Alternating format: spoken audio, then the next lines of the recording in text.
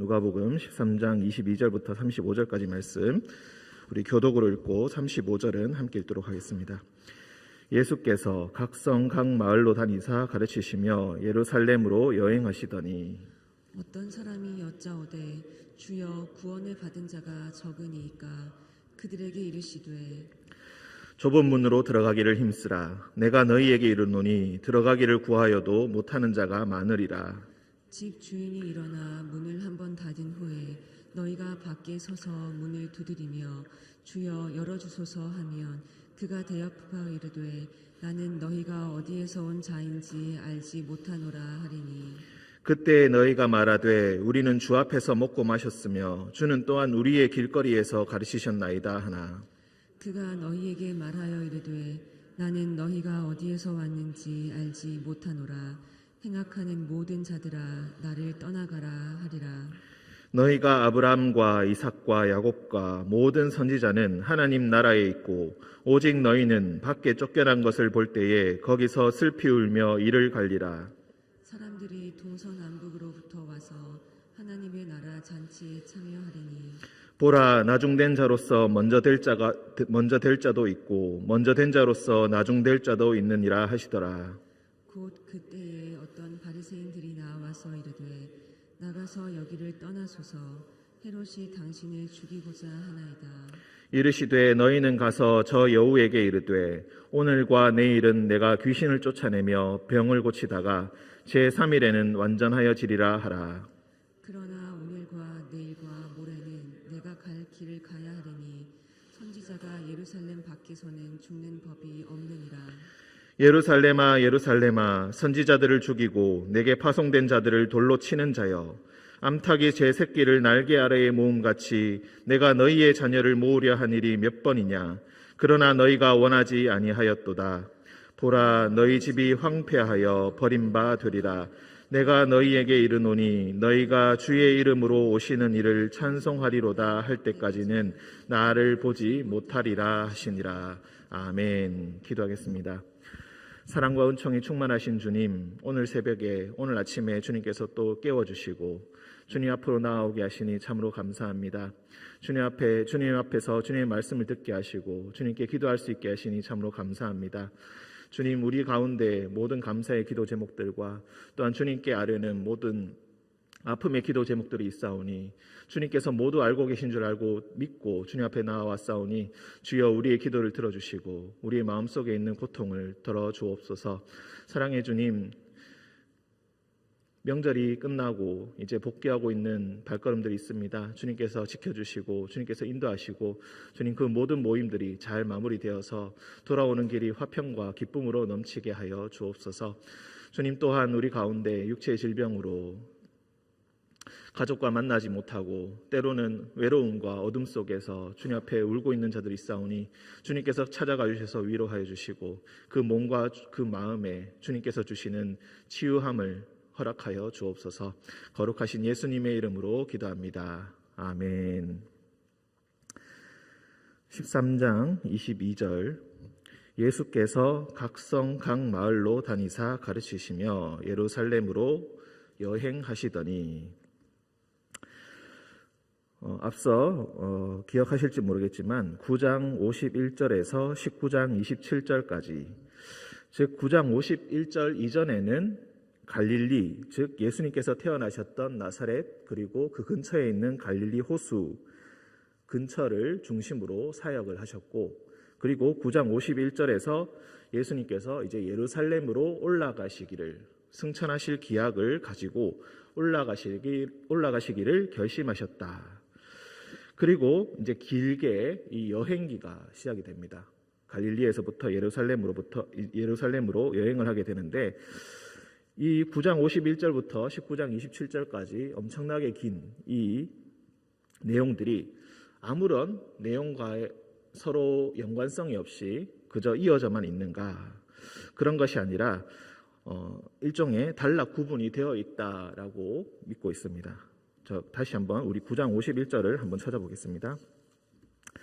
9장 51절에 자, 계속해서 반복되는 구절이 아주 짧은 구절이 있습니다. 9장 51절을 보시면은 예수께서 승천하실 기약이 차감해 예루살렘을 향하여 올라가기로 굳게 결심하셨다. 그래서 이게 여행기의 첫 번째 부분이라고 우리가 생각하시면 되겠습니다. 두 번째 부분이 우리가 읽었던 오늘 말씀 13장 22절 다시 돌아와서 예수께서 각 성 각 마을로 다니사 가르치시며 예루살렘으로 여행하셨다.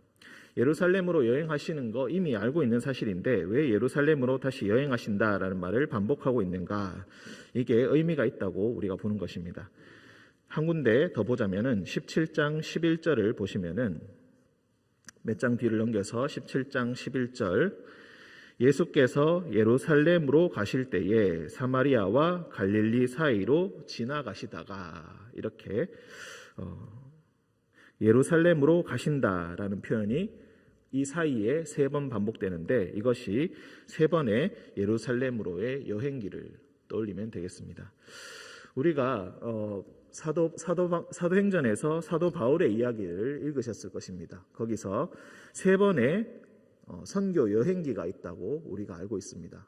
안디옥에서 출발하여서 온 세계를 여행하는 선교 여행이 3번 반복되는데 누가복음이 1부고 사도행전이 2부라고 봤을 때 여기서 예수님의 여행기, 예루살렘으로의 여행기 3번이 바로 이 사도 바울의 3번의 여행기가 서로 매치가 되는 것이 아닌가 이렇게 학자들은 연구하고 있습니다.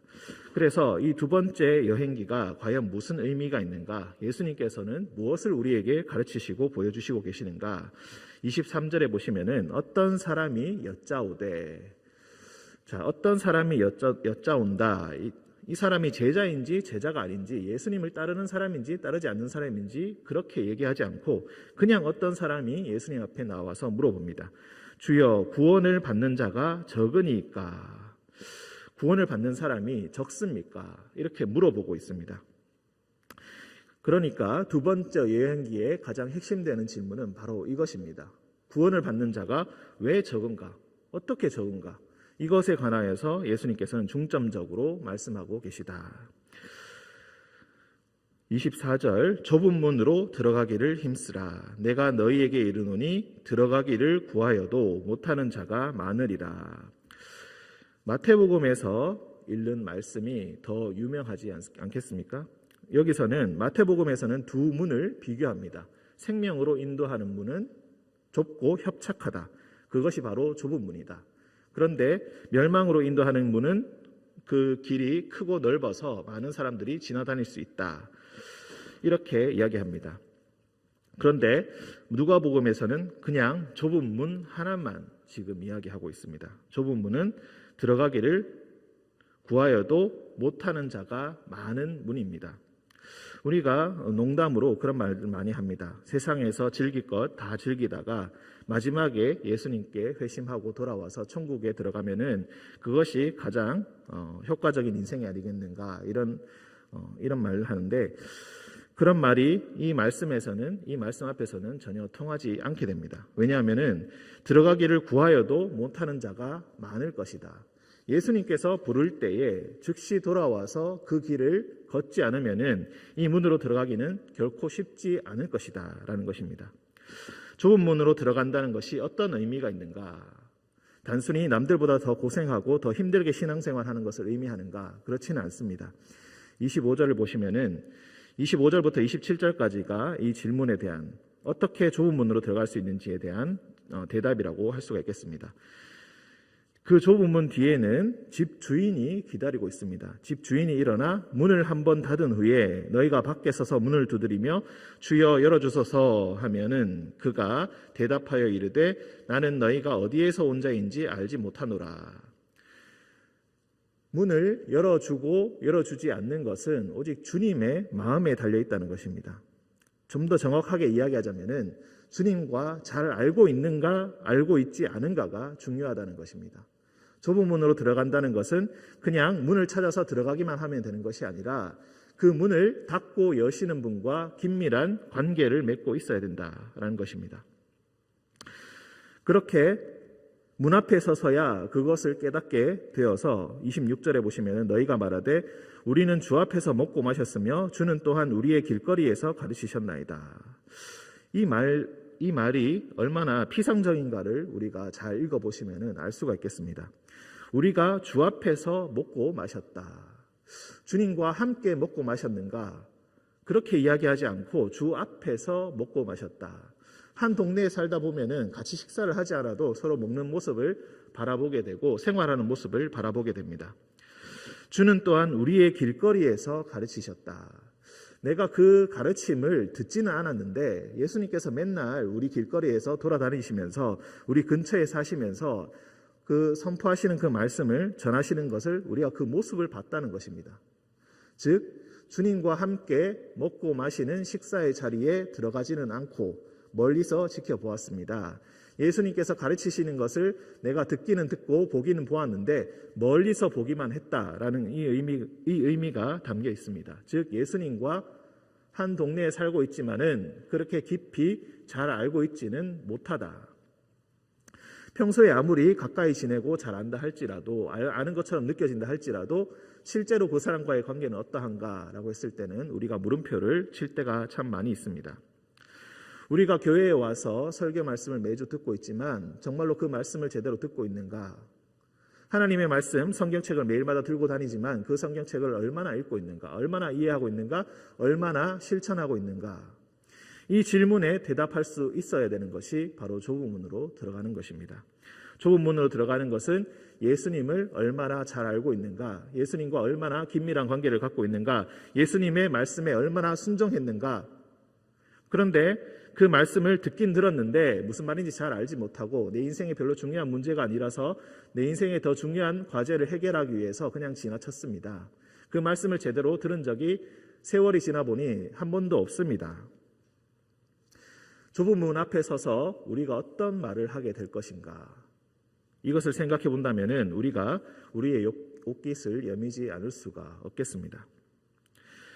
분명히 잘 안다고 믿었고 우리 좀 친한 사이라고 믿었는데 예수님께서 하시는 말씀은 참으로 매몰차입니다. 27절 그가 너희에게 말하여 이르되 나는 너희가 어디에서 왔는지 알지 못하노라. 행악하는 모든 자들아 나를 떠나가라. 이 말씀이 얼마나 무서운 말씀인지 다시 한번 되새겨보면 되겠습니다. 구원을 받는 자가 왜 이렇게 적은가? 교회를 다니는 사람이 이렇게 많은데 왜 이렇게 구원을 받는 자가 적은가? 결코 그렇지 않다. 예수님은 아무리 교회를 열심히 다니고 많이 다니고 한다 할지라도 예수님과 함께 진실하게 그 식사의 자리, 여기서 식사의 자리는 좀 더 명확하게 이야기하자면 성만찬의 자리라고 볼 수가 있겠습니다. 성찬식의 자리, 단순히 성찬식의 자리에 많이 참여하였다고 해서 그것이 주와 함께 식사한 것이 아니라 그냥 주 앞에서 식사한 것일 수도 있겠습니다. 주님께서 들려주시는 그 말씀을 그냥 길거리에 들려오는 그 말씀을 듣듯이 아무 생각 없이 그냥 지나쳐버렸을 수도 있겠습니다. 그렇게 지나친다면 우리의 믿음의 생활은 그 좁은 문 앞에 서서 모든 것이 헛된 것이었음을 다시 생각할 수 있다는 것입니다. 28절 그 문 안으로 들어가면은 잔치의 자리가 열려 있습니다. 너희가 아브라함과 이삭과 야곱과 모든 선지자는 하나님 나라에 있고, 아브라함과 이삭과 야곱 선조들이죠. 이스라엘의 선조들이라고 볼 수 있는 사람들입니다. 그리고 선지자들, 하나님의 이름으로 파송받은 그 모든 선지자들, 하나님의 사역을 감당했던 그 선지자들은 하나님 나라에 있고 오직 너희는 밖에 쫓겨난 것을 볼 때에 거기서 슬피 울며 이를 갈게 될 것이다. 여기서 조금 더 명확하게 이야기하자면은 여기서 행악하는 모든 자들아 나를 떠나가라 라고 했던 이 말씀은 조금 더 구체적으로 말하자면은 유대인들을 의미합니다.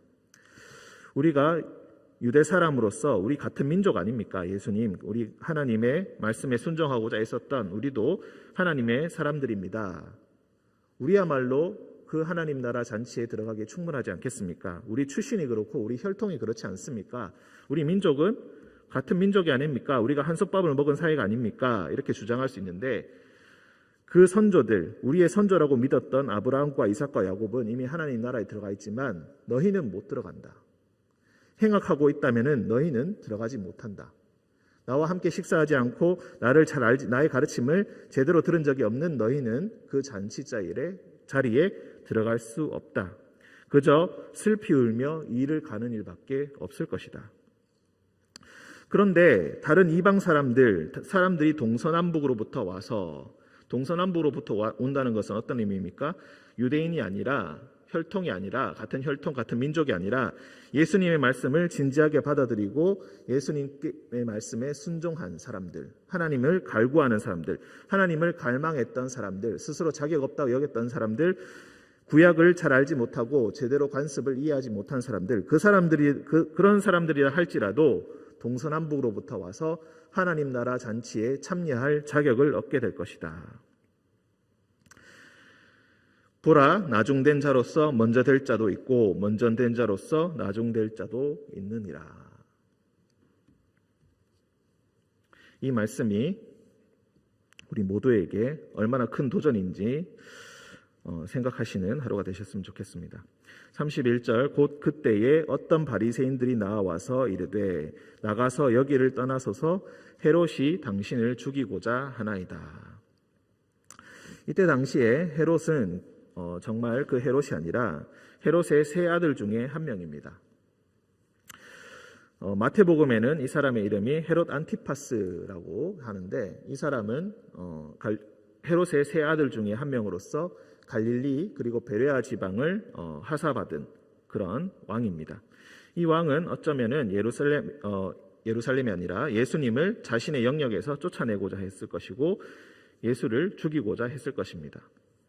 세례 요한과 비슷했던, 세례 요한을 죽였던 그 때처럼, 하나님의 선지자를 죽였던 그 사람처럼 그렇게 또 예수님을 죽이고자 한다. 이르시되 너희는 가서, 예수님께서 말씀하십니다. 저 여우에게 이르되, 여기서 여우라는 것은 교활한 사람을 칭하기도 하지만 아무런 의미 없는 사람을 의미하기도 합니다. 전혀 중요하지 않은 사람, 즉 연극에서 전혀 중요하지 않은 배역을 맡은 사람, 그 사람의 말과 행동이 세상에 어떤 영향도 끼치지 못하는 사람, 세상에서는 이 사람을 왕이라고 칭하지만 그 사람은 그저 여우에 불과하다. 하나님의 계획에 어떤 영향도 끼칠 수가 없다. 오늘과 내일은 내가 귀신을 쫓아내며 병을 고치다가 하나님으로부터 받은 사명입니다. 오늘과 내일이란 것은 날마다, 매일을 의미합니다. 그래서 매일마다 하나님의 일을 내가 감당할 것이다. 저 여우가 나에게 협박을 하든지 하지 않든지, 하나님의 계획을 방해하든지 방해하지 않든지 나는 그저 하나님으로 받은 그 모든 사명을 감당할 것이다. 그리고 제3일에는 완전하여질 것이다. 3일 후에 부활하심, 승천하심을 의미합니다. 하나님께서 과연 예수님께서 오르셨다는 것을 증명하는 그 부활과 승천을 의미합니다. 제3일에는 내가 완전하여질 것이다. 3일에는 모든 것을 이룰 것이다. 3일에는 하나님께서 나에게 부여하셨던 그 구원의 모든 사역을 완전하게 만들 것이다.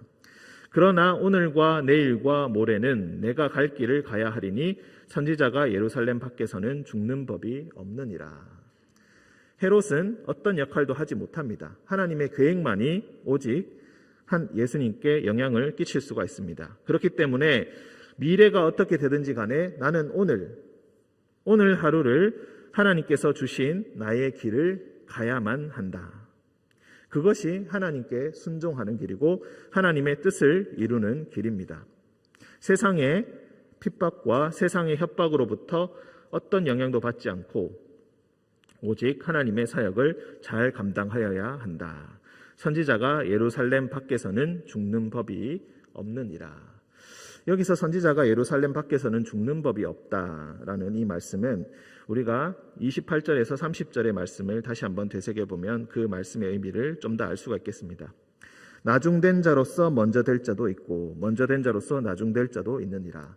하나님의 성전에 있는 그 예루살렘에 살고 있는 사람들, 예루살렘에서 제사장의 역할을 감당하는 사람들, 바리새인의 역할을 하는 사람들, 레위인의 역할을 하는 사람들, 장로의 역할을 감당하는 사람들, 그야말로 하나님의 백성 중에 핵심 중에 핵심이라고 할 수 있는 그 사람들이 먼저 된 자로서 자신을 생각했지만 그 사람들이 결국에는 나중된 자가 될 것이다.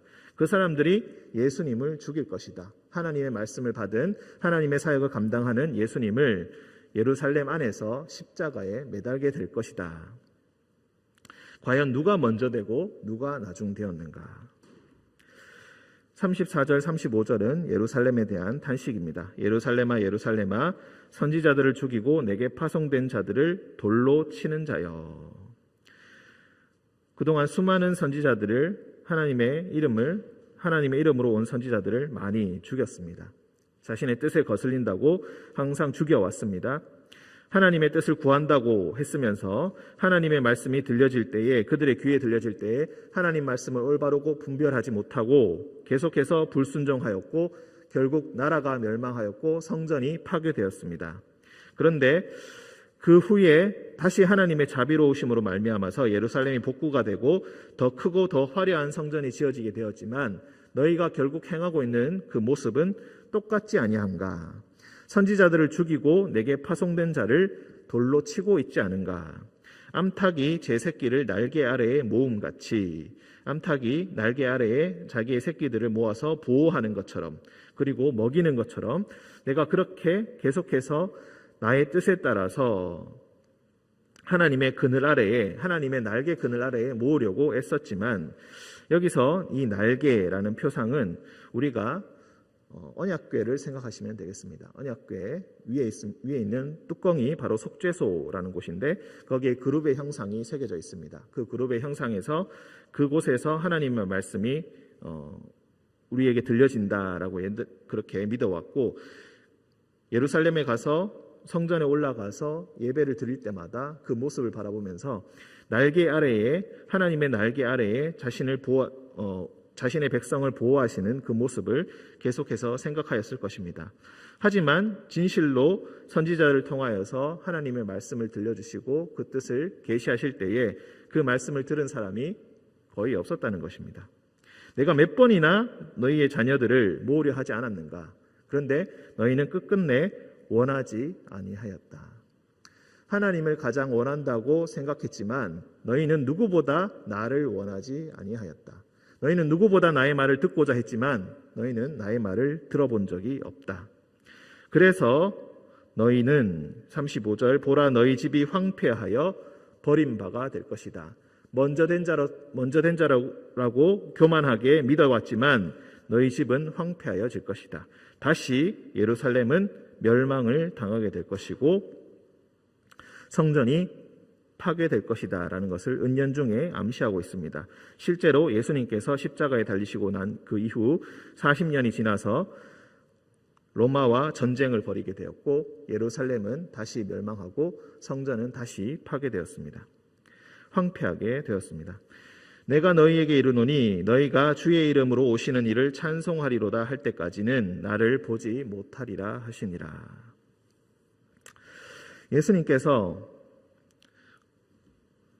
예수님께서 다시 19장에서 예루살렘으로 입성하셨을 때 유대인들이 주의 이름으로 오시는 이여 찬송하리로다, 우리 왕이시여 찬송하리로다 하는 그 찬송의 장면이 있습니다. 우리가 호산나라는 말로 너무나 유명하게 알고 있는 그 외침, 그 찬양의 장면이 나오고 있습니다. 하지만 그 외침, 그 찬송은 얼마나 무의미한 것이었는지 일주일이 지나서 그들은 예수님을 십자가에 매달게 되었습니다. 오늘 말씀의 핵심은 말씀드렸던 바와 같이 주여 구원을 받는 자가 적으니까. 나를 알지 못하는 자들은 나는 너희가 어디에서 왔는지 알지 못하노라. 행악하는 자들아 나를 떠나가라. 이 말씀이 오늘 말씀을 통하여서 모든 문맥을 통하여서 우리에게 알려주시고자 하는 그 말씀입니다. 내일이 어떻게 되든지 간에 너희는 오늘 좁은 문으로 향하여서 걸어가야 하고 그리고 오늘과 내일과 모레는 자신이 가야 할 길을 가야 한다. 여러분에게 가르쳐 주신 하나님의 길은 어떤 것입니까? 오늘 말씀을 통하여서 그 길을 발견하시고 그 길을 걸으시면서 예수님의 말씀에 순종하시는 여러분 되시기를 주님의 이름으로 축원드립니다. 함께 기도하겠습니다. 사랑과 은총의 주님, 구원을 받는 자가 어찌 이렇게 적습니까? 세상에 교회가 이렇게 많은데 왜 이렇게 세상에는 악이 창궐하고 우리의 마음을 낙담시키며 우리의 마음을 무너뜨릴 때가 참으로 많이 있습니까? 주여, 안타까운 마음으로 주님 기도합니다. 주님, 우리 역시 주님 앞에 제대로 서지 못한 채 길거리에 들려지는 음악처럼 주님의 말씀을 들었고 주님과 아무런 관계가 없는 듯이 주님 앞에서 성찬식을 행하였음을 고백합니다. 주님, 우리의 마음을 다하여서 주님의 말씀 듣지 아니하고 순종하니 아니하였음을 회개합니다. 주여, 좁은 문 앞에 섰을 때에 우리가 후회하지 않게 하시고 주님, 그 문을 올바로 찾아가기에 늘 힘쓰는 우리가 되게 하여 주옵소서. 헤롯이 우리를 고발하고 협박할 때에 그것에 흔들리지 아니하고 오직 오늘과 내일 그리고 모레 주님께서 우리에게 가르쳐 주신 그 길로 올바로 걸어가는 우리 모든 성도되게 주님 인도하여 주옵소서. 우리에게 용기와 지혜를 더하여 주옵소서. 거룩하신 예수님의 이름으로 기도합니다. 아멘.